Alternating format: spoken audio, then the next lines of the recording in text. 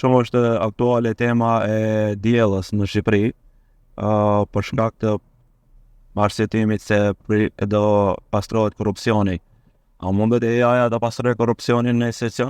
Me pastrim s'kisha guxu me thonë, po çdo digitalizim që bëhet rri transparencën, për shkak se lën shenja, log, data, edhe ti mundesh tani me gjetë, me ndjek edhe me pa se ku është ajo. Për çfarë të na shtetet e Ballkanit hezitojnë me bëj digitalizim, transferim digital, dhe sepse ekspozon tepër shumë edhe nxjerr në pa këto mangësi të cilat munden me mundsu dikon me keq përdorur sistemin.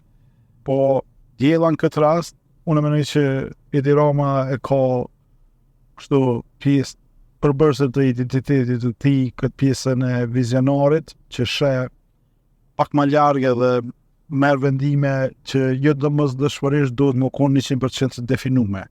Pra, te edhe na që mirë me startups, zakonisht që është zhvillohen, edhe ti nuk e ki të qartë që është ka më shku dhe në fund, po te e merë përsipër me qunë një hap manaliti.